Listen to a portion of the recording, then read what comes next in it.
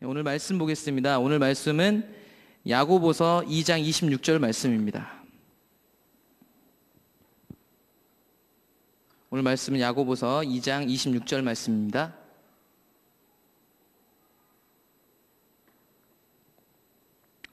우리 한 절 말씀이니까 함께 천천히 같이 읽도록 하겠습니다. 영혼 없는 몸이 죽은 것 같이 행함이 없는 믿음은 죽은 것이니라. 아멘. 잠시 제가 기도하고요. 오늘 말씀 나누겠습니다.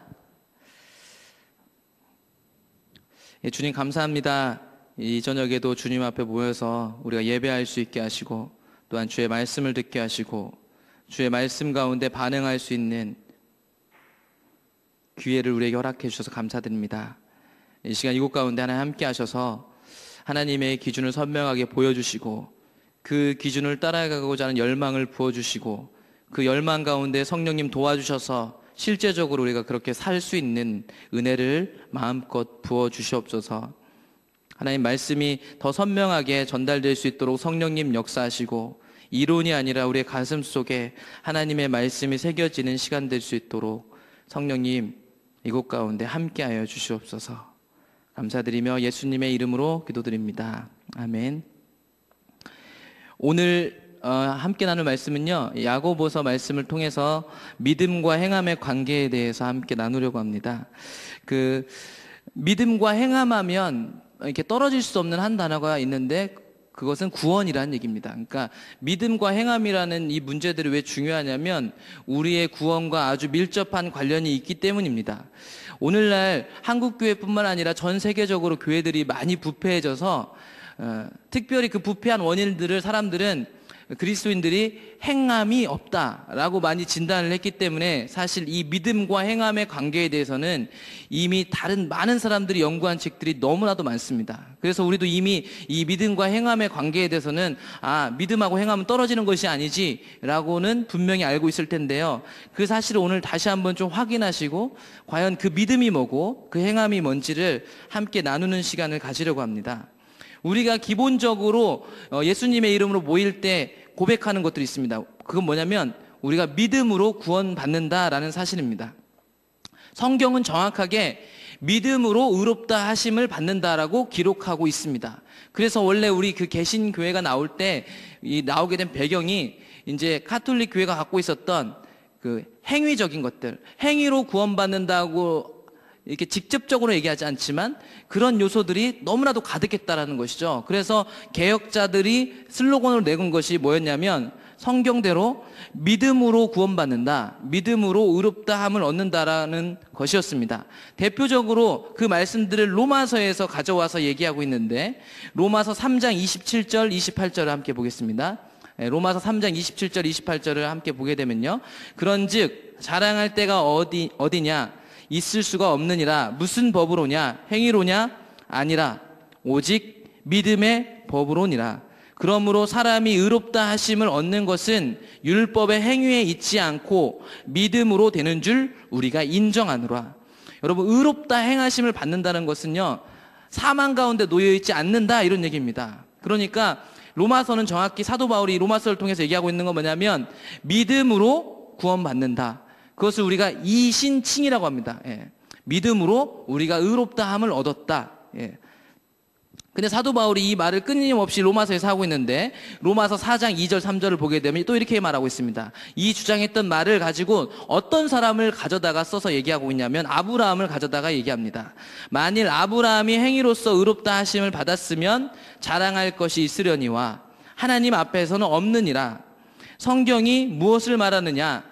아브라함이 하나님을 믿음에 그것이 그에게로 의로 여겨진 바 되었느니라. 아멘.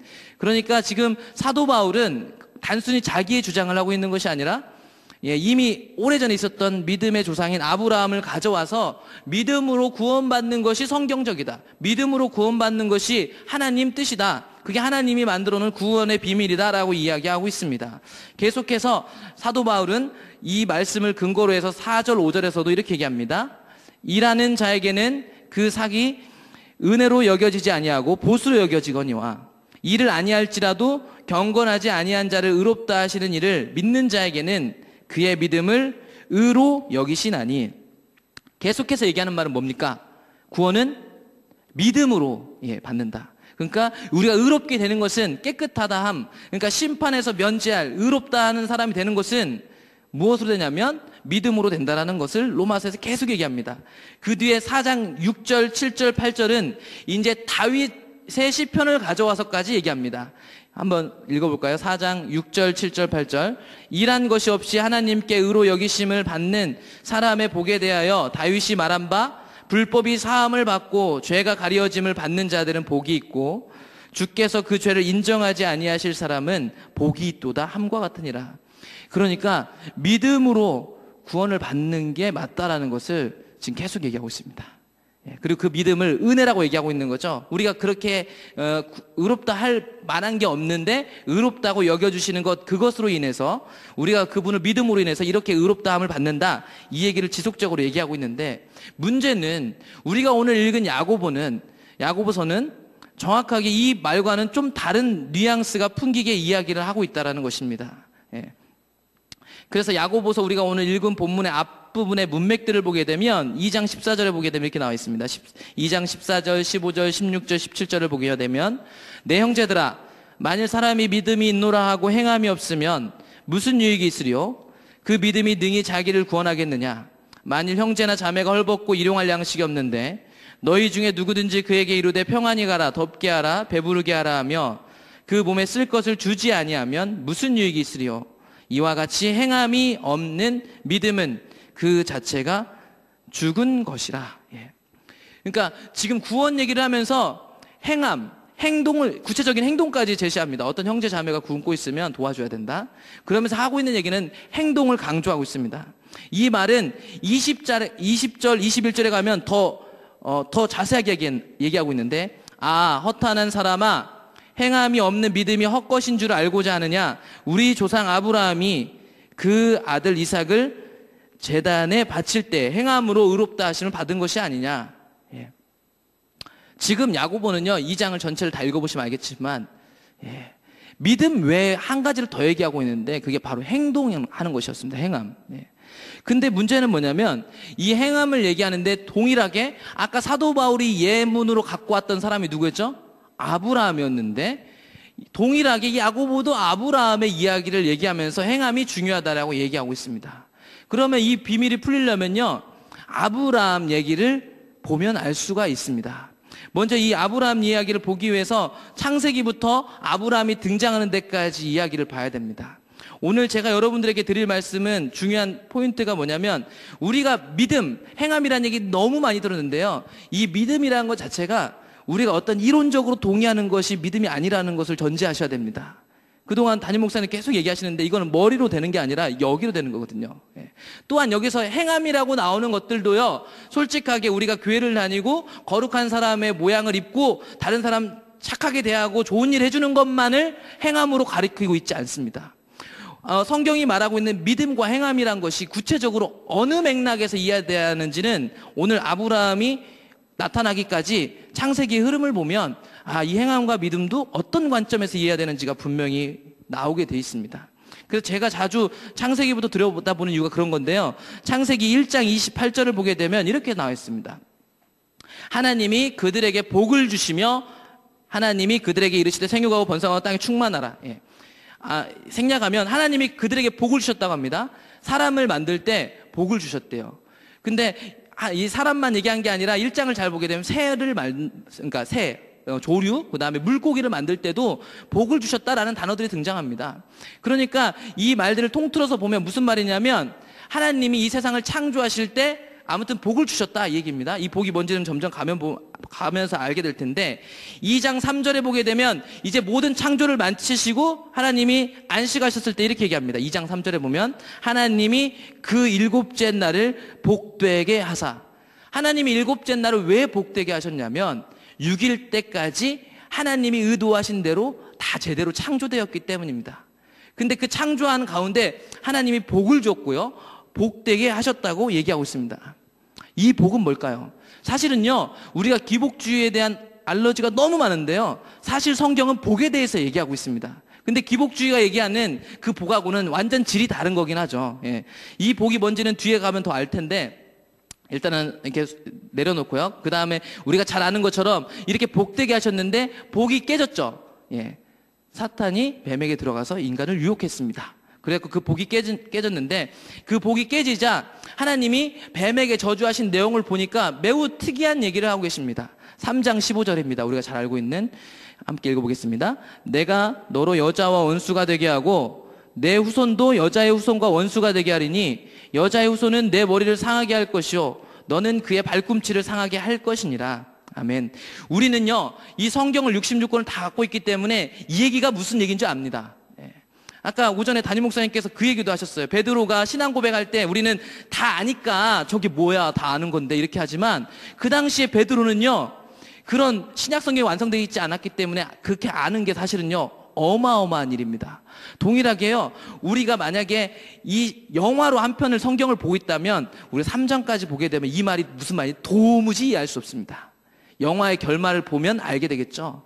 근데 우리가 이게 무슨 말인지 모르는데 일단 이게 아무튼 이 말이 주어졌는데 결론적으로 예수님이 오신다는 얘기인데 이 말은 뱀에게 단순히 하신 저주가 아니라 우리가 알고 있는 결론 그대로 하나님이 우리를 회복시킬 거라는 계획입니다. 그러니까 바꿔 얘기하면요 제가 방금 앞서 얘기했던 복이 깨졌다고 했잖아요.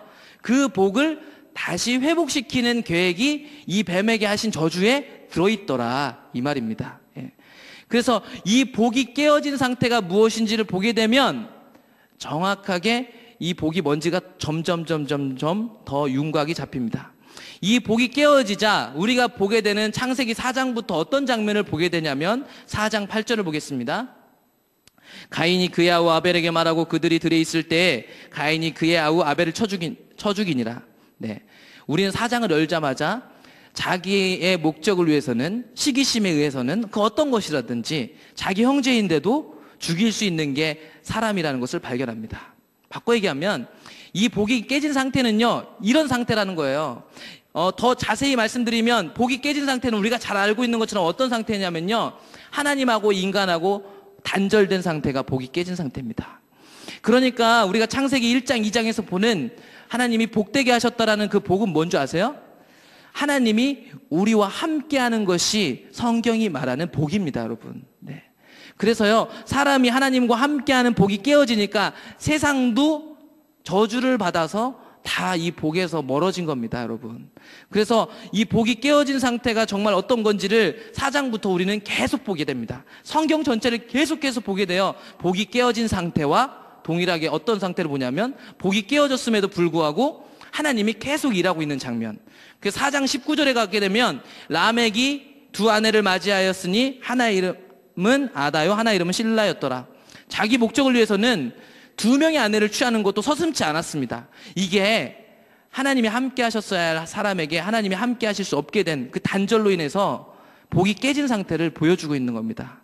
그런데 신기한 것은 뭐냐면요, 이런 이 복이 깨어진 상태 가운데 살아가는 사람들의 신음과 고통과 죄악 속에서 하나님이 뭘 하고 계셨는지 아세요? 4장 25절 26절을 보게 되면 아담이 다시 자기 아내와 동침함에 그가 아들을 낳아 그의 이름을 셋이라 하였으니 이는 하나님이 내게 가인이 죽인 아벨 대신에 다른 씨를 주셨다 함이며 셋도 아들을 낳고 그의 이름을 에노스라 하였으며 그때 사람들이 비로소 여호와 이름 불렀더라. 여러분, 이렇게 복이 깨어진 상태는 이런 상태인데요, 그 과정 속에서 하나님 또다시 셋을 주셨답니다. 가인은 살인자고요, 아벨은 이제 죽었습니다. 우리는 결론을 알고 있습니다. 하나님이 사람이 돼서 오셔야 되거든요. 그렇다면요, 뭐가 중요한 줄 아세요? 사람들 가운데 하나님 선택하고 민족이 되고 그 중에서 계보가 이어져서 사람이 오는 통로가 정말 중요합니다. 그래서요, 성경에는 족보가 많이 나오는 겁니다. 우리가 그 사람들 이름 족보 알 필요 없어요. 근데 이 족보를 왜 보여주신지 아세요? 하나님이 이 족보를 통해서 하나님의 약속이 신실하게 이루어져 가고 있는 것을 이 성경을 읽는 우리에게 분명하게 가르쳐주고 있는 겁니다. 그래서 4장 26절에 보이는 것처럼 비로소 여호와의 이름 불렀더라. 바꿔 얘기하면 그때 비로소 하나님을 제사하기 시작했고 하나님을 예배하기 시작했다 이 말입니다. 그러니까 계속 하고 있는 것은 뭐냐면 복이 깨어진 상태, 그런데 그 복을 회복시키기 위한 하나님의 계속된 일, 그리고 창세기 5장부터 우리가 발견하게 되는 것은 5장 1, 2절이 우리가 아까 1장에서 봤던 내용을 그대로 기록하고 있습니다. 한번 볼까요? 5장 1, 2절 읽어보겠습니다. 이것은 아담의 계보를 적은 책이니라. 하나님이 사람을 창조하실 때 하나님의 모양대로 지으시되 남자와 여자를 창조하셨고 그들이 창조되던 날에 하나님이 그들에게 복을 주시고 그들의 이름을 사람이라 일컬으셨더라. 여러분 5장에는 족보 얘기만 나오잖아요. 족보 서두가 이렇게 시작합니다. 복 얘기입니다. 복 얘기. 이 얘기를 하고 아담이 누구를 낳고 누구를 낳고 누구를 낳고 누구를 낳고 마지막 노아까지 가거든요. 그러니까 우리 이 족보를 통해서 뭘 보고 있냐면 하나님이 우리를 회복시키려고 일하고 계시네. 이 깨진 세상은 여전히 하나님이 이제 없기 때문에 이 복이 깨져가지고 엉망진창인데 그 속에서 이 진흙탕 같은 곳에서 하나님이 뭘 하고 있냐면 우리를 구원할 회복할 계획을 세우고 있네라는 것을 계속 보게 됩니다. 또 6장에 가볼까요? 6장 5절부터 보게 되면 우리가 잘 알게 되는 노아 홍수 사건이 나오는데 이렇게 나옵니다. 여호와께서 사람의 죄악이 세상에 가득함과 그의 마음으로 생각하는 모든 계획이 항상 악할 뿐임을 보시고 땅 위에 사람 지으셨음을 한탄하사 마음에 근심하시고 이르시되 내가 창조한 사람을 내가 지면에서 쓸어버리되 사람으로부터 가축과 기는 것과 공중의 새까지 그리하리니 이는 내가 그것들을 지었음을 한탄함이니라. 예. 어때요? 복이 깨지니까 하나님이 함께하지 못하니까 사람들이 항상 이랬다 이 얘기입니다. 여기서 하나님이 마치 후회하듯이 한탄 근심이라는 단어를 쓰고 있는데요. 성경에 나타나는 하나님이 마치 후회하는 것처럼 기록해 놓은 성경 말씀은요. 하나님이 실수해가지고 이렇게 하는 것들, 내가 실수를 하고 잘못된 선택을 해서 후회한다는 개념이 아닙니다. 이 개념은요. 하나님이 여전히 일하고 있는데도 불구하고 사람이 그것에 순종하지 않는 것을 성경은 표현할 때 항상 하나님이 한탄했다, 근심했다, 후회했다라고 이야기하고 있습니다. 그러니까 복이 깨진 상태에서 사람들이 끊임없이 하나님하고 관계되지 않은 삶을 살았다는 거죠. 그런데 여전히 하나님은 당신의 계획을 이뤄가셨고 그걸 사람들에게 알리셨습니다. 그래서 6장 8절에 보면 이런 상황하고 대조되게 누가 등장하냐면 그러나 노아는 여호와께 은혜를 입었더라. 이거는 4장부터 봤던 거예요. 살인 저지르고 일부 다처제하고 그 낳은 자식들이 세상 문화를 만들기 시작했습니다. 그런데 하나님이 셋을 주셨다. 노아를 보십시오. 사람들이 타락했더라. 그런데 노아는 여호와께 은혜를 입었더라. 하나님은 계속해서 알리셨죠. 그 알리신 가운데 따라오는 사람을 통해서 하나님이 일을 하셨습니다. 계속해서. 그렇게 해서 노아 홍수로 싹 쓸어버렸어요. 그 노아 홍수 쓸어버릴 때요. 사실은 우리는 하나님 잔인하다 생각할지 모르겠지만요. 잘 생각하셔야 됩니다. 하나님이 가장 아프세요. 우리는 그 많은 사람들을 되게 불쌍히 여기는 마음으로 그 많은 사람들이 홍수에 죽었네, 동물들이 죽었네 얘기할지 모르겠지만 그걸 만드신 분은 누구냐면 바로 하나님 자신입니다. 자신의 손가락을 자르면서까지 이들을 왜 멸망시키셔야 했냐면요. 순수한 혈통에서 하나님을 온전히 아는 사람들 가운데서 예수님이 오셨습니다.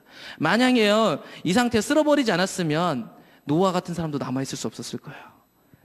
주님 오실 길이요 완전히 막히는 거예요. 그러니까요 주님의 관심은 어디 있는 줄 아세요? 좀 미안한 얘기지만 주님의 관심은 우리가 좀 상처 치유되고 뭐 잘 살고 잘 먹고 잘 사는 거에 관심 없어요. 근데 이 부분은 하나님이 만지시긴 하는데요. 하나님의 궁극적인 관심은 어디 있는 줄 아세요? 우리를 구원하는 일입니다. 그리고 그 구원의 기쁨을 누리는 일에 관심이 있지 우리의 대부분 종교 활동들이 하는 것처럼 자신의 마음의 평강이나 자신의 마음에 어떠한 것들을 그 원하는 것들을 채우는 거예요. 그게 하나님 원하시는 게 아니란 말이에요. 하나님 원하시는 것은 우리를 구원하는 일이었기 때문에 3장에서 그 뱀을 저주하신 그 예언 속에서 본 것처럼 본격적으로 하나님의 일이 시작되는 거 급박하게 진행됩니다. 그래서 홍수 사건이 있었던 거고요. 이 홍수 사건이 끝나고 나자 10장 1절에 가게 되면 이제 노아의 아들 셈과 함과 야벳의 족보는 이러하니라 하면서 그들의 족보가 나옵니다. 또다시 인간들이 번성하게 되고요. 그 가운데 하나님이 어떤 민족을 택하고 어떤 사람을 택해가지고 이제 예수 그리스도 오게 하시겠죠. 그런데 문제는 그런 하나님의 계획과 별개로 우리가 잘 알듯이 11장 4절에 가면 또 말하되 자 성읍과 탑을 건설하여 그 탑 꼭대기를 하늘에 닿게 하여 우리 이름을 내고 온 지면 흩어짐을 면하자 하면서 바벨을 쌓았다는 것입니다. 인간들이요. 그러니까 복이 깨어진 상태, 하나님이 함께하지 않은 상태가 세상이 늘 이렇습니다. 늘 성경 전체에 나타나는 사람들 다 그렇습니다. 계속 그래요. 그런데 우리가 잊지 말아야 할 것은 이 과정 속에서 하나님은 이것과 상관없이 항상 일하고 있었다라는 거죠. 그래서 이 11장의 바벨탑 사건이 빰빠바밤 끝날 때 누가 나타난 줄 아세요? 아브라함이 등장한 겁니다. 아브라함이 왜 중요하냐면요, 이제 본격적으로 하나님의 일이 더 시작될 거거든요. 그래서 하나님이 아브라함을 선택합니다. 그래서 창세기 11장 10절에 보면 바벨탑 사건이 끝나자마자 셈의 족보가 나옵니다. 그 셈의 족보 중에 11장 27절 데라의 족보는 이러하니라. 데라는 아브람과 나홀과 하란을 낳고 하란은 롯을 낳았으며 라면서 족보가 나오면서 이제 본격적으로 하나님이 아브라함을 통해서 일을 하실 것들을 우리가 보게 되는 것입니다, 여러분. 예. 여러분, 아브라함이요, 얼마만큼 좀 하나님의 믿음을 끌고 나갈 얼마만큼의 이렇게 능력이 있거나 어떤 순수해서 하나님 부르셨을까요? 예? 어떻게 생각하세요?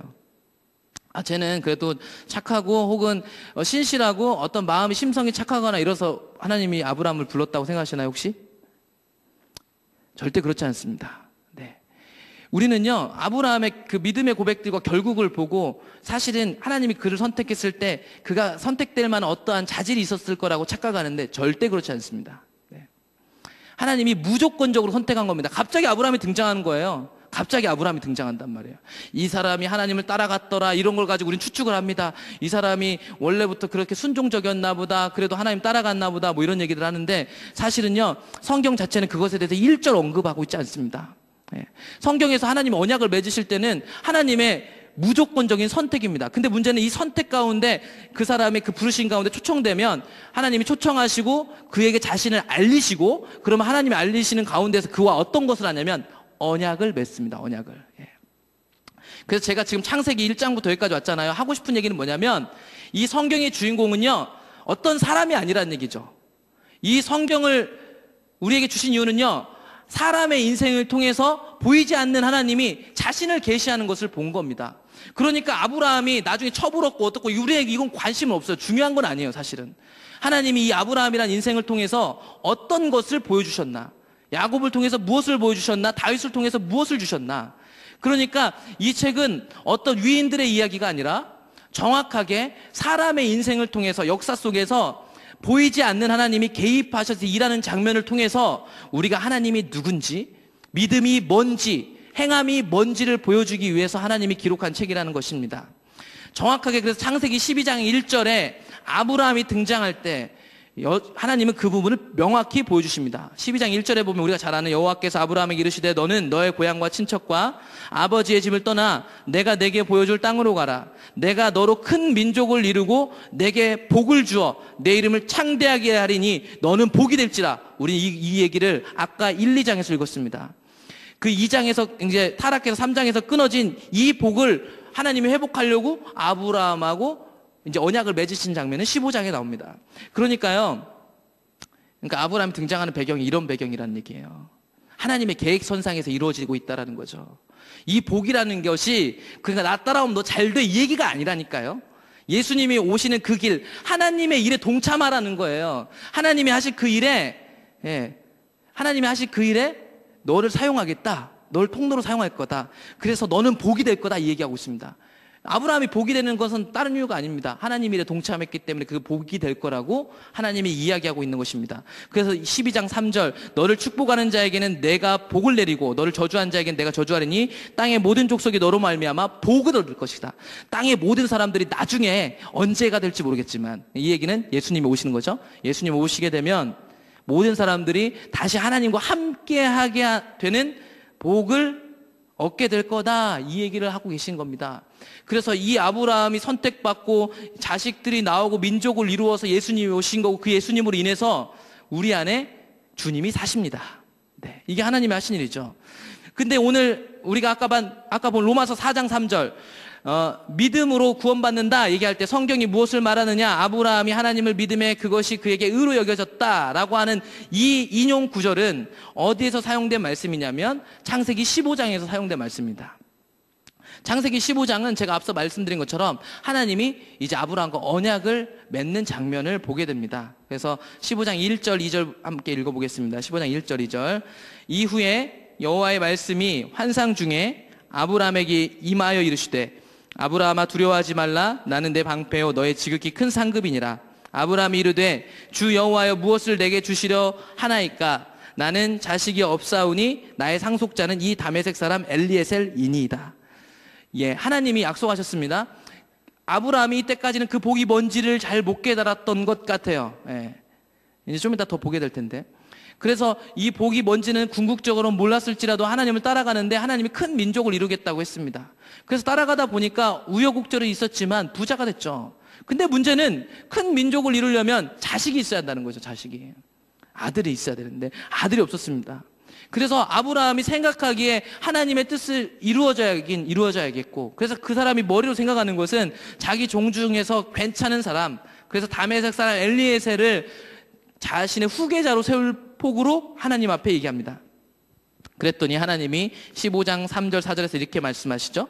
아브라함이 또 이르되 주께서 내게 씨를 주지 아니하셨으니 내 집에서 길린 자가 내 상속자가 될 것입니다. 이렇게 아브라함 얘기하니까 여호와의 말씀이 그에게 임하여 이르시되 그 사람이 내 상속자가 아니라 내 몸에서 날 자가 내 상속자가 될 거다. 이렇게 얘기를 하셨습니다. 예, 그런 편법이 아니라 하나님이 아브라함을 통해서 아들을 주겠다라고 얘기하고 있습니다. 그러면서 15장 5절에 보면 로맨틱하게도 하나님께서 그를 이끌고 밖으로 나가 이르시되 하늘을 우러러 무뼈를 셀 수 있나 보라. 또 그에게 이르되 내 자손이 이와 같으리라. 하나님이요 아브라함 12장에서부터 부르면서 했던 일들은 뭔지 아세요? 하나님이 누군지를 자꾸 계시했어요. 쉽게 얘기하면요, 하나님이 어떤 분인지를 계속해서 보여주고 따라올 만한 분이라는 것을, 신뢰를, 그 사랑을 아브라함한테 계속 보여줘요. 그래서 모래, 별 이런 거 보여주죠. 그러니까 우리가 사실 처음 하나님을 경험할 때도 사실은요, 우리가 믿음의 결단을 하고 하나님 인격적으로 경험하기 전에 어떤 일들이 우리에게 많이 경험되냐면, 다 동일한 건 아니겠지만 하나님 사랑이 부어집니다. 그래서 우리가 가끔 간증하다 그러잖아요. 뭐 생각했는데 뭐가 부족했는데 하나님 채우시고 이런 것들. 예. 하나님이 그런 것들을 아브라함에게 12장부터 쭉 넣어주십니다. 그러면서 이런 가운데 15장 6절에 보면 아브라함이 여호와를 믿으니 여호와께서 이를 그의 의로 여기시고, 이 말씀을 우리가 보았던 로마서 믿음으로 구원을 얻는다라고 말하는 그 말씀이 여기를 인용해서 사용한 말입니다, 여러분. 그러니까 이 15장 6절은 왜 중요하냐면, 밑에 구절은 읽지 않겠지만 밑에 구절 잘 읽어보시면 하나님이 아브라함하고 약속을 맺는 장면입니다. 예. 내가 너를 큰 민족을 여기고, 이 얘기는 앞에서부터 했고, 약속이라는 것은요 혼자서 이루어질 수 없습니다. 쌍방에서 이루어지는 겁니다. 성경은요 약속책입니다. 언약책. 하나님의 언약이 얼마나 잘 이루어지는가가 보는 것이 성경책이고요, 하나님은 예수님이 오실 때까지 끊임없이 언약을 맺으십니다. 아브라함하고 언약을 맺으셨고요, 이스라엘 백성들하고 언약을 맺으셨고요, 다윗하고 언약을 맺었죠. 그러면 우리는 성경을 보면서 언약이 얼마만큼 신실하게 행해지는지를 보는 것이 하나님의 일이 얼마나 잘 되고 있는지를 보는 그런 척도가 됩니다. 근데 이 15장 후반부에 가보면 하나님이 이제 아브라함에게 그러니까 제사를 요구하시죠. 이렇게 짐승을 이렇게 양쪽으로 늘어놓으라고. 그리고 하나님이 이렇게 지나가는 장면을 통해서 아브라함하고 언약을 맺는 장면이 나옵니다. 그러니까 여기서부터는요, 아까는 무조건적으로, 그러니까 아브라함이 어떻게 그런 모습이 없는데 무조건적으로 아브라함 선택했고요, 15장에 가서 이제 약속을 맺게 되면 이제 아브라함은 언약 백성이 되는 거예요. 언약의 이제 유업을 이을 사람이 되는 겁니다. 그러니까 오늘날 우리로 쉽게 얘기하면요, 하나님이 우리의 아버지 되신 것처럼 이제 자녀 부모 관계가 된 거예요. 언약을 맺어서요. 네. 언약 관계를 맺었다라는 거죠. 그러니까 이 말씀을 가지고 로마서는 이 언약 관계를 가지고 아브라함이 여호와를 믿었고 하나님이 그걸 의로 여기고 언약을 맺으셨기 때문에 믿음으로 구원받는 게 맞다 이야기하고 있는 것입니다. 그렇다면 행함을 강조하고 있는 듯한 야고보 22장 21절에 나타난 우리 조상 아브라함이 그 아들의 이삭을 제단에 바칠 때 행함으로 의롭다 하심 받은 것이 아니냐라는 말씀은 우리가 잘 아는 것처럼 15장이 아니라 전혀 다른 사건인 창세기 22장에 나타난 사건을 인용한 말씀입니다. 그러니까 두 사건이 똑같은 사건을 가지고 인용한 것이 아니기 때문에 두 믿음으로 구원받느냐 행함으로 구원받느냐라는 문제가 충돌하는 문제는 아닙니다. 이 이삭을 드리는 사건을 함께 볼게요. 22장 1절 2절 함께 보겠습니다. 그 일 후에 하나님이 아브라함을 시험하시려고 그를 부르시되 아브라함 하시니 그가 이르되 내가 여기 있나이다. 여호와께서 이르시되 내 아들 내 사랑하는 독자 이삭을 데리고 모리아 땅으로 가서 내가 내게 일러준 한 산 거기서 그를 번제로 드리라. 하나님이요 여기까지 22장까지 끌어오셨는데 이제 아들을 바치라고 얘기하고 있습니다. 그래서 1절에 보면 시험이라는 단어가 나오죠. 시험. 그래서 성경은요 시험이라는 단어를 두 가지로 사용합니다. 하나는 뭐냐면 하나님이 우리를 더 성장시키고 성숙시키려고 주시는 시험, 또 하나는 어둠의 세력들을 넘어뜨리려고 주는 유혹, 이 두 가지를 시험이라고 기록하고 있는데요. 사실은요, 성경이 주목하고 있는 것은 이 시험의 종류가 어떤 것이냐에 주목하지 않고 있습니다. 성경이 주목하고 있는 것은 이게 사탄으로부터 온 거든 하나님으로부터 온 거든 극복해야 된다라고 얘기하고 있지, 어디로부터 온 것이 중요하다고 얘기하고 있지 않아요. 성도는요, 우리가 이게 어디서부터 온 것이든요, 그 시험을 극복하는 것에 초점을 맞추는 게 우리의 건강한 자세라는 것입니다. 그래서 고린도후서랑도 보게 되면 시험에 대해서 얘기하고 있는 거죠. 예. 시험은 극복의 대상이지 어디로 출처를 캐묻는 것들이 우리의 그것이 아니란 말이에요. 그러니까 우리는 어떤 시험이 오면 이게 왜 왔을까? 내가 뭘 잘못했을까? 그걸 찾는 것도 중요한데 우리가 그것에만 집중하기 시작하면 꼬리를 물고요, 우리가 정작 해야 할 일들을 못해요. 그걸 극복해야 되는데 결국 주님 앞에 갖고 와야 하는데 우리 그 원인 규명을 하느라고 끊임이 없죠. 결국 우리가 해결할 수도 없는데. 근데 아무튼 이 하나님이 시험을 하시려고 이삭을 드리라고 이렇게 하고 있습니다. 그래서요, 아브라함이 22장 3절, 아브라함이 아침에 일찍 일어나서 나귀 안장을 지우고 두 종과 그의 아들 이삭을 데리고 번제에 쓸 나무를 쪼개어 가지고 떠나 하나님이 자기에게 일러 주신 곳으로 가더니 제3일에 아브라함이 눈을 들어 그곳을 멀리 바라본지라. 이에 아브라함이 종들에게 이르되 너희는 나귀와 함께 여기서 기다리라. 내가 아이와 함께 저기 가서 예배하고 우리가 너희에게로 돌아오리라. 예, 여기 말씀 멈춰주시고, 우리가 이미 이 부분은요, 요즘엔 성경 번역이 많이 잘 됐어요. 한국 번역이 많이 그래도 좋아졌어요, 옛날보다는. 그래서 저기 가서 예배하고 우리가 너희에게 돌아오리라 라고 정확히 해석하고 있습니다. 원래 원문 자체도요, 히브리 언어도요, 우리가라고 얘기하고 있습니다. 그러니까 내가 예배하고 내가 돌아올게, 아브라함이 이야기하는 게 아니라 이삭하고 같이 가면서 우리가 돌아올게 라고 얘기하고 있습니다. 그래서 이 말씀만 보더라도 아브라함이 지금 이 번제로 바치러 가는 그 순간에 아브라함은 뭘 알고 있냐면 하나님이 이 이삭을 분명히 살릴 거라는 것을 알고 있는 겁니다, 여러분. 네. 그래서 히브리서 11장은 정확하게 이것에 대한 코멘트를 달아주고 있습니다. 히브리서 11장 17절, 18절, 19절에 이렇게 써 있습니다. 아브라함은 시험을 받을 때 믿음으로 이삭을 드렸으니 그는 약속들을 받은 자로 돼 그 외아들을 드렸느니라. 그에게 이미 말씀하시기를 내 자손이라 칭할 자는 이삭으로 말미암으리라 하셨으니 그가 하나님이 능히 이삭을 죽은 자 가운데서 다시 살리실 줄로 생각한지라. 비유컨대 그를 죽은 자 가운데서 도로 받은 것이니라. 아멘. 그러니까요, 여러분, 이 아브라함은요, 이삭을 하나님 살려주실 줄 알았습니다. 근데 이게 살려주실 줄 알았다는 얘기가 이렇게 칼 여기까지 되면 하나님 멈춰 이렇게 했다라는 걸 알았다는 게 아니에요. 이 비유컨대 그를 죽은 자 가운데서 도로 받은 거래요. 사실은요, 이미 길 떠나는 순간부터요, 이삭 입장에서는요, 아버지는 자기 죽인 거와 똑같은 겁니다, 사실은. 그쵸? 예. 그거 하고 안 하고가 중요한 게 아니라 이미 아브라함은 그걸 바치려고 다 한 거예요. 그러니까 이삭을 드리려고 한 겁니다, 정확하게. 그리고 히브리서도 정확하게 그걸 근거로 제시하고 있고요. 그러니까 이삭을 정확하게 하나님 앞에 바치려고 했습니다. 이 근거 구조를 가지고 아브라함의 믿음이 이 이삭을 바치는 것으로 인해서 그의 구원이 확실해진 거다 얘기를 지금 야고보가 하고 있는 거거든요. 그 15장과 연결해서 보면요, 믿음은요, 그 믿음 안에서 따라가다 보면요, 그 중간중간에 중요한 요소마다 우리 행동이 나오는 것은 매우 정상적이라는 것이고요. 15장에서 우리는 하나님하고 언약을 맺는 아브라함을 봤는데요, 정말 신기한 것은 16장에서 사라한테 이렇게 찔름을 받아가지고 하가를 또 취한단 말이에요. 예. 하나님하고 언약 관계에 있는데, 그런데 하나님이 신실하게 그를 끌어가더라 이 말입니다. 계속 사랑을 줘서 17장에서 할례를 주고 이름을 바꿔줘도 그가 이삭을 낳을 거라니까 웃었단 말입니다. 18장에서 사라도 웃었다고요. 근데 계속 하나님을 쫓아가니까 22장쯤 가니까, 예, 이 기간이 되니까요, 아브라함이 어떤 일을 하고 있는 줄 아세요? 자기 아들을 바치고 있습니다. 이 일은 뭐냐면 그 긴 기간 동안 아브라함이 들어왔던 얘기는 뭔지 아세요? 너로 큰 민족을 이룰 거다. 그렇다면 그에게 가장 중요한 게 뭔지 아세요? 아들입니다. 예, 100세에 얻은 아들. 이 아들은 절대 죽으면 안 됩니다. 하나님 약속이니까요. 하나님 약속이 이루어져야 하니까요. 근데 22장에서 이 사람이 21장에서 얻은 아들을 바치고 있다란 말입니다. 그 말은요, 하나님의 약속을 신뢰하는 겁니다, 여러분. 그 말은요, 예, 보세요. 22장, 창세기 22장 14절을 한번 보겠습니다. 우리가 잘 아는 여호와 이레라는 말씀이 여기 나오는데, 아브라함이 그 땅 이름을 여호와 이레라 하였으므로 오늘날까지 사람들이 이르기를 여호와의 산에서 준비되리라. 여러분, 여호와 이레는요, 우리가 필요한데 하나님 뭐 딱 주는 걸 여호와 이레라고 하지 않습니다. 사실은 이 여호와 이레는요, 하나님의 일이 준비되어지는 것을 말하고 있는 거예요. 아브라함이 그 땅 이름 여호와 이레라고 한 이유는요, 여호와의 산에서 준비될 거기 때문입니다.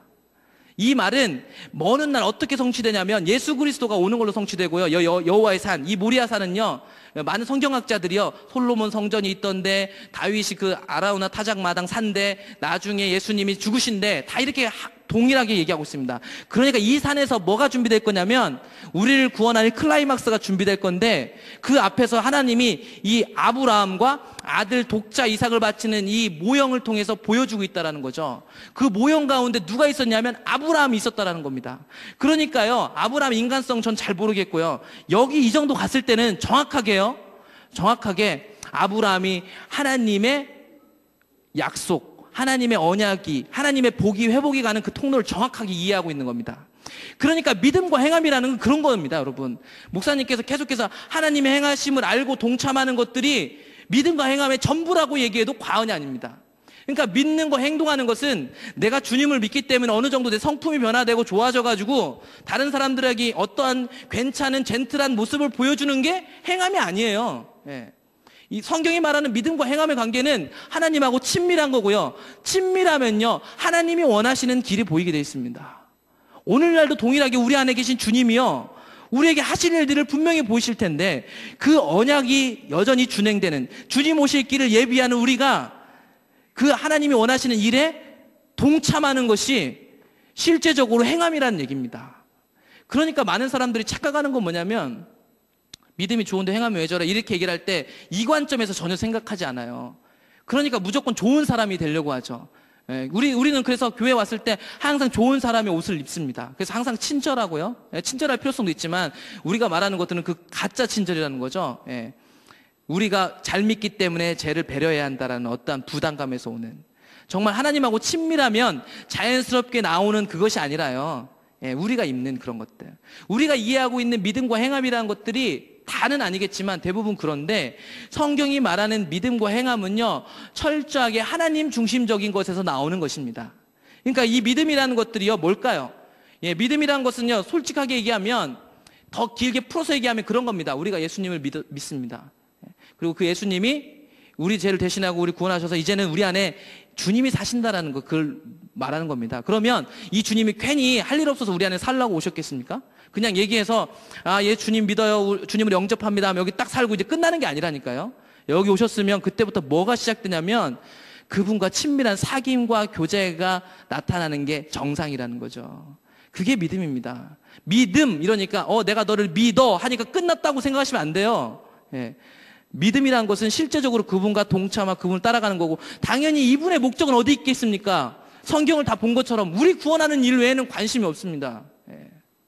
우리에게 사랑을 베푸시고 은혜를 베푸시는 것도요, 결국 온 인류를 구원하기 위한 당신의 계획 때문에 베푸시는 겁니다. 어떤 목적이 있다는, 분명한 목적, 우리를 살리기 위한 그 길 가운데 우리를 부르셨고요, 우리가 그 믿음이 있다 한다는 것은, 정확하게 그분과 친밀해진다고 하는 것은 그에 대한 행함이 나오는데, 이 행함은 우리가 보여줄 수 있는, 우리 다 알잖아요. 제가 하는 말 무슨 말인지 아시죠? 그 보여주는 행함이 아니라 실제적으로 하나님 뜻에 따라가는 것, 실제적인 동참을 하는 것, 우리의 삶 속의 전 영역 속에서 실제적으로 하나님이 원하시는 것들에 대해서 동참하는 것들을 이루어집니다. 그게 행함과 믿음입니다. 근데 이 행함과 믿음, 그러니까 믿음과 행함 가운데 중요한 비밀이 하나 숨겨져 있는데, 그걸 알려면 일단 죄에 대해서 잠시만 살펴보려고 합니다. 죄라는 것은 그 목사님께서 자주 얘기하시는 하말티아라고 관역에서 벗어난 겁니다. 근데 성경에 정확히 죄는 뭐다라고 나오는 구절이 3구절 있습니다. 그러니까 이 구절 외에도 죄는 되게 많아요. 근데 정확히 죄는 뭐다라고 나왔으니까 그 3구절만 함께 볼게요. 요한복음 16장 9절에 보면 죄에 대하여라 함은 그들이 나를 믿지 아니하며. 그러니까 죄는 뭔가요? 예수님을 믿지 않는 것 자체가 죄입니다. 그리고 또 하나, 로마서 14장 23절을 보겠습니다. 로마서 14장 23절을 보게 되면, 의심하고 먹는 자는 정죄되었나니 이는 믿음을 따라 하지 아니하였기 때문이라. 믿음을 따라 하지 아니하는 것은 다 죄다. 이 우상잼을 먹는 문제 이런 것들 얘기하는 거예요. 그러니까 믿음을 따라서 행동하지 않는 것은 죄다. 하나 남았는데 먼저 여기서부터 얘기하면 믿음을 따라 아까 제가 믿음 뭐라고 했냐면 우리 안에 있는 주님하고 인격적인 교제라는 겁니다. 그러면 주님을 따르지 않는 것 자체가 죄가 돼요. 사실은 성경적으로. 세 번째 야고보서 4장 17절을 보게 되면 그러므로 사람이 선을 행할 줄 알고도 행하지 아니하면 죄다. 어떤 게 옳은 거고 어떤 게 그른 건 줄을 아는데도 하지 않으면 그게 죄라고 합니다. 이 말들을 종합해 보면 성경이 말하는 죄는 정확히 무엇이냐? 온 힘을 다해서 하나님을 따라가지 않는 것이 죄입니다. 예. 여러분 술 먹고 담배 피고 나쁜 짓 하고 남 폭행하고만 죄가 아닙니다. 우리가 진짜 성도라면요, 성경이 말하는 죄는요, 우리가 온 힘을 다해서 주님을 쫓아가지 않는 것이 죄라고 분명하게 얘기하고 있습니다. 근데 이 죄라는 녀석이 갖고 있는 영향력이 무엇인 줄 아시나요? 예, 그 다윗이 밧세바를 범한 죄가 나옵니다. 제가 말씀드린 이 광범위한 죄하고는 좀 특성이 다를 수도 있는데 다윗이 밧세바를 범한 죄를 범하고 나서 시편을 쓴 거를 보게 되면 죄와 우리의 구원과의 어떤 상관성이 보여지는데 시편 51편 9절을 보겠습니다. 9절, 10절, 11절을 보게 되면 이렇게 얘기합니다. 주의 얼굴을 내 죄에서 돌이키시고 내 모든 죄악을 지워주소서. 하나님이여 내 속에 정한 마음을 창조하시고 내 안에 정직한 영을 새롭게 하소서. 나를 주 앞에서 쫓아내지 마시며 주의 성령을 내게서 거두지 마소서. 예. 여러분 중요한 것은요, 다윗이 밧세바를 범해가지고 다윗은 세 가지 저주를 받습니다. 아기가 죽고 집에서 칼이 안 떠나고 자기 아내가 이렇게 백주에 동침하게 되고 이런 것들. 근데 다윗이 죄를 범하고 나서 고통스러워했던 것은 이 세 가지 죄에 대한 대가를 받는 것 때문에 고통스러워하지 않았습니다. 정확히 우리가 오늘 시편 51편은 그가 밧세바를 범하고 나서 쓴 시인데요, 보게 되면 그의 초점이 어디에 맞춰 있냐면 영적인 것에 맞춰 있습니다. 그래서 모든 죄악을 지워주세요. 정한 마음을 주세요. 내 안에 정직한 영을 새롭게 하세요. 성령을 거두지 마세요. 주님 앞에서 쫓아내지 마세요. 이런 얘기를 하고 있어요. 다윗이 왜 고통스러웠냐면 그 죄 때문에요, 하나님을 볼 수 없게 됐다는 거예요. 예. 이 죄라는 녀석이 하는 일이 뭔 줄 아십니까? 이 죄가 있으면 우리 안에 주님이 있는데요, 우리가 주님을 못 봐요. 그러니까 이 죄라는 것들이 쌓여가면요, 어떤 일들이 생긴 줄 아세요? 하나님이 내 앞에 있는데 내가 못 본다니까. 하나님이 아무리 소리쳐도 내가 못 본다니까요. 예. 성경은 죄의 영향을 그렇게 얘기하고 있고 시편 51편 12절에 가면 정확히 나와 있습니다. 주의 구원의 즐거움을 내게 회복시켜 주시고 자원하는 심령을 주사 나를 붙드소서. 이걸 쉬운 성경으로 바꾸면 주의 구원에 대한 기쁨을 내게 다시 주셔서 내가 주께 순종하게 하소서. 예. 여러분 그러니까 여기서 제가 왜 행함과 구원에서 믿음과 행함에 대해서 왜 이 말씀을 가져오냐면요, 구원이라는 것, 우리의 행함이라는 것들이 하나님과의 친밀한 관계에서 나온다라는 것입니다. 그러니까 지금 다윗이 얘기하잖아요. 그 죄 때문에 어떤 일을 겪고 있냐면 예전에 하나님이 날 구원했다는 기쁨이 가득했는데 그 기쁨을 느낄 수 없는 거죠. 그리고 그 구원의 기쁨 때문에 하나님께 온 삶으로 동참하는 게 됐어요. 근데 이제 안 되는 거죠. 예.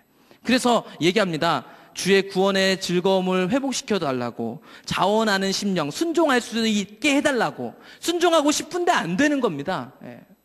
여러분 제가 죄에 대해서 말씀드렸습니다. 온 삶으로 동참하지 않는 것이 사실은요, 광범위하게 볼 땐 죄입니다. 우리가 온 삶으로 하나님 앞에 동참하지 않는 것이 죄입니다. 네.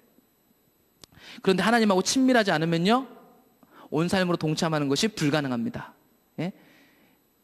이 죄 때문에 하나님에게 순종하지 못하게 됐다고 다윗이 얘기하고 있잖아요. 그러니까 우리가 하나님께 행함으로 하나님 앞에 나아가고 싶고 하나님 앞에 그 행함으로 구원의 확증을 얻으려면요, 이 믿음, 하나님하고 친밀한 관계가 안 되면 안 되는 거라고요. 우리가 어느 정도의 모양은 낼 수 있겠지만 안 되는 거랍니다. 그러니까 우리가 어떤 일에요, 우리 행함을 드릴 수 없고 이게 하나님이 행하시는 일이 분명한데 우리의 열심과 우리의 열정이 부어지지 않는 것은요, 사실은 여러 이유가 있겠지만 가장 근본적인 이유는요, 우리 안에 주님과의 관계에 많은 문제가 생긴 겁니다. 네. 그러니까 주님과의 관계가 안 되면 행함 자체가 나올 수 없죠. 많은 사람들이요, 어떠한 교회 일들에 대해서 혹은 어떠한 많은 일들에 대해서 다양한 의견들을 갖습니다. 요즘 저는 중고등부 아이들한테도 그 얘기를 합니다. 정말 예배가 길어서 예배를 드릴 수 없는 건지, 혹은 예배 인도자가 정말 영적인 어떠한 자각 능력이 없어서 예배를 은혜 있게 못 인도해서 그런 건지, 정말 설교가 어떠한 통찰력을 줄 만큼 획기적이지 않아서 그런 건지 확인해 보라고 합니다. 여러분, 정말 어떤 것들이 정말 하나님 뜻이 아닌 것 같아서 정말 순종하지 않고 있는 거예요? 혹은 설교가 길어서 어려워서 은혜 못 받는 거라고 생각하시나요? 절대 그렇지 않습니다. 기독교는요, 절대로 환경에 구애받는 종교가 아니거든요. 만일 우리가 우리 주변에 있는 어떠한 사람의 불편함, 어떠한 제공되어진 어떠한 것이 문제가 돼서 교회를 섬길 수 없거나 하나님 못 따라간다면 그건 우리 안에 잘못이 있는 겁니다. 우리 안에 문제가 있는 거죠. 문제는 우리가 그 문제를 못 보고 있다는 거죠. 그래서 자꾸 외부로 그 문제의 원인을 돌리고 있습니다. 계속해서 야고보로 말씀 보면서 말씀을 정리해 나가겠습니다. 야고보서 2장 21절, 22절을 보게 되면 우리 조상 아브라함이 그 아들 이삭을 제단에 바칠 때 행함으로 의롭다 하심을 받은 것이 아니냐. 내가 보거니와 믿음이 그의 행함과 함께 일하고 행함으로 믿음이 온전하게 되느니라. 우리가 잘 알고 있는 것처럼 믿음과 행함은 절대로 떼어질 수 없다라는 것입니다. 그러니까 하나님하고 친밀한 거하고 바꿔 얘기하면 하나님하고 친밀한 것은 하나님의 일에 동참하는 거하고 매우 직결되어 있는 겁니다. 뗄 수가 없는 겁니다. 하나님하고 친밀한데 하나님이 저거 원하신다 안 간다? 그건 말이 안 되는 것입니다. 그걸 잘 생각하신다면 여러분, 우리에게 하나님 촉구하시는 것들이 있어요. 근데 그 촉구하신 걸 따라갈 수 없다면 여러분 자신을 잘 면밀히 확인하셔야 됩니다. 하나님이 이걸 하시는 게 분명한데 이 모양을 따라가기 내가 힘들고 어렵다면 하나님 앞에서 확인해 가셔야 돼요. 하나님 앞에 정직하게 대면하셔야 됩니다. 그래서 야고보 2장 24절 이로 보건대 사람이 행함으로 의롭다 하심을 받고 믿음으로만은 아니니라. 이 말은 믿음으로 구원받는 게 아니라 이런 얘기가 아니라 믿음의 시작은 결국 하나님의 그 일 가운데 동참하는 것들 가운데 행함으로 같이 나타나는 것입니다. 그래서 15장에 본 것처럼 아브라함이 그를 믿으니 의로 여기셨고, 그런 아브라함은 하나님을 따라가게 되면 자연스럽게 하나님의 행하심과 일을 신뢰하게 됩니다. 그래서 이 아들을 죽여도 하나님의 이 약속은 절대 안 변한다는 거 알았어요. 22장에서는 아브라함이 어떤 믿음을 가지고 아들을 둘 수 있었냐면 하나님의 약속은 절대 안 변하지, 그것을 15장부터 21장까지 배운 겁니다. 노년에 얻은 아들을 보면서까지도요. 그래서 하나님의 약속은 절대 안 변하니까 내가 하나님 원하시면 그 길을 가겠다 해서 행함을 한 겁니다. 이때서야 비로소 아브라함의 구원이 확실해졌다라고 야고보서는 얘기함으로써 믿음과 하나님의 계획을 분명히 알고 실제적으로 행하는 것은 절대로 뗄 수 없다라고 이야기하고 있습니다. 여러분, 이 구원이라는 건 되게 신비한 거예요. 왜냐하면 그 영원을 초월하신 영원하신 하나님이 그 구원을 이루어 가시거든요. 근데 시간 안에 있는 한정된 우리가 그 하나님을 따라가면서 그때그때 그분을 따라가는 부분들, 바꿔 얘기하면 우리의 몫이 있습니다. 우리의 몫이. 분명한 우리의 몫이 있다는 것입니다. 하나님이 주도권을 가지고 성경에서 보시는 것처럼 일하십니다. 그런데 우리가 해야 할 몫이 있었다는 겁니다. 제가 중고등부하고 이렇게 요즘 사무엘하까지 다 봤는데, 사무엘도 동일하게 하나님으로부터 기름을 부음받았다는 거 아시죠? 심지어요, 우리가 사무엘 하 7장에 보면 하나님이 다윗 언약을 맺으시거든요. 내가 너의 집에 영원히 견고한 집을 세울 거다. 이 얘기는 다윗의 계보를 통해서 영원한 집, 하나님 나라, 예수님이 올 거라는 걸 얘기하고 있는 거거든요. 근데 하나님이 사무엘상 13장 쪽을 보게 되면 이미 사울을 부르실 때 하나님이 뭐라고 얘기했냐면, 그러니까 사울이 나중에 잘못하고 나서 사무엘을 통해서 내가 너를 통해서 영원히 견고한 집을 세우려고 했는데 이렇게 얘기를 합니다. 그러니까요, 우리 시간 안에 있는 우리는요, 사실은요, 사울도 하나님 앞에서 하나님 중심적으로 살았으면 분명하게 우리가 오늘날 성경을 봤을 때, 이제는 마태복음 1장을 봤을 때 다윗의 아들 누구 이렇게 안 나오고 사울의 아들 요나단의 아들 누구, 예수 그리스도 분명히 올 수 있었을 겁니다. 근데 우리의 몫이 있다는 거, 이게 구원의 신비인 거죠. 하나님이 주도권을 가지고 이루어 가시는데 우리가 이 땅 가운데 해야 할 것들이 있다, 이 땅 가운데 그 믿음의 반응들이 있다라는 것을 성경은 분명히 보여주고 있습니다. 그래서 그게요, 다윗한테 간 겁니다. 다윗에게. 야고보서는 이 아브라함 그 일뿐만 아니라 2장 25절에서 이렇게 얘기합니다. 또 이와 같이 기생 라합이 사자들을 접대하여 다른 길로 나가게 할 때 행함으로 의롭다 하심을 받은 것이 아니냐. 행함으로 구원받은 것에 대해서 얘기할 때 기생 라합 얘기합니다. 우리가 잘 아는 것처럼 기생 라합이 이렇게 이 정탐꾼들 숨겨진 배후에는 뭐가 있냐면요, 믿음이 있었습니다. 그 믿음은 뭐냐면 여호수아 2장 9절, 10절, 11절을 보겠습니다. 말하되 여호와께서 이 땅을 너희에게 주신 줄을, 라합이 한 얘기입니다. 내가 아노라. 우리가 너희를 심히 두려워하고 이 땅 주민들이 다 너희 앞에서 간담이 녹나니 이는 너희가 애굽에서 나올 때에 여호와께서 너희 앞에서 홍해물을 마르게 하신 일과 너희가 요단 저쪽에 있는 아모리 사람의 두 왕 시온과 옥에게 행한 일, 곧 그들을 전멸시킨 일을 우리가 들었음이니라. 우리가 듣자 곧 마음이 녹았고 너희로 말미암아 사람이 정신을 잃었나니 너희의 하나님 여호와는 위로는 하늘에서도 아래로는 땅에서도 하나님이시다. 정확하게 하나님에 대한 두려움, 이걸 바꿔 얘기하면 믿음인데, 구약시대는 선교가 이렇게 이루어졌어요. 이스라엘 백성들이 전쟁을 이겨가면서 출애굽하면서 있었던 그 10가지 재앙과 놀라운 사건들이 주변으로 퍼지면 그게 선교였어요. 그 당시 선교였단 말이에요. 그래서 이 라합이요, 그 말에 반응한 겁니다.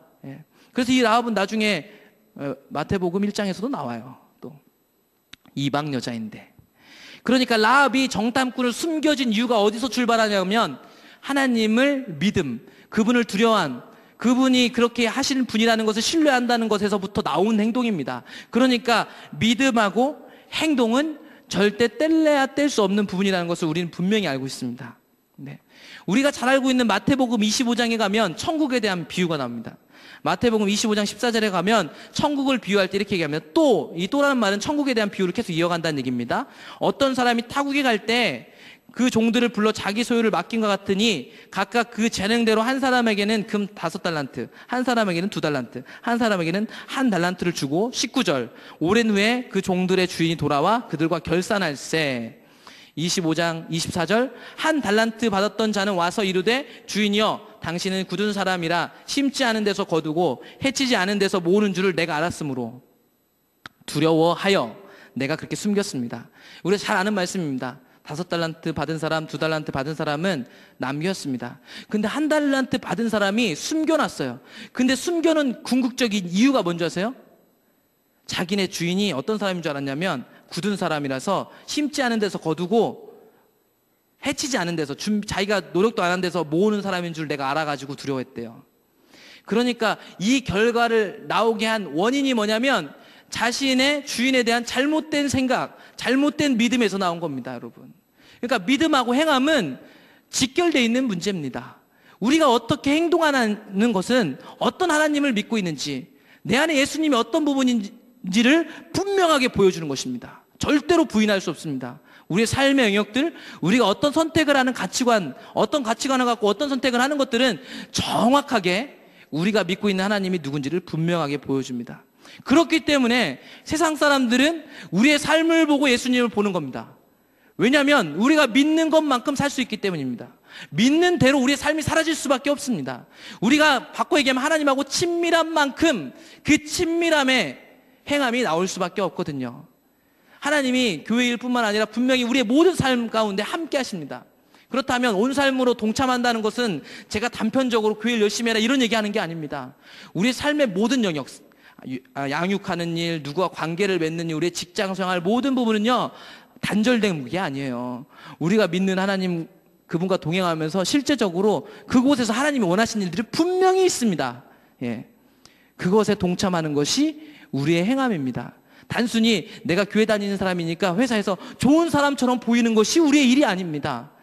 그 주님이 우리 안에서 하시는 일, 그 주님이 원하시는 일에 동참하는 게 행함이라는 얘기입니다. 오늘 말씀 맺으면서요, 우리의 믿음을 점검하셔야 됩니다. 그리고 우리의 삶에 나타나는 열매들을 분명히 보셔야 됩니다. 그게 안 보이면요, 오늘 목사님 계속 보는 거 얘기했어요. 확인하셔야 돼요.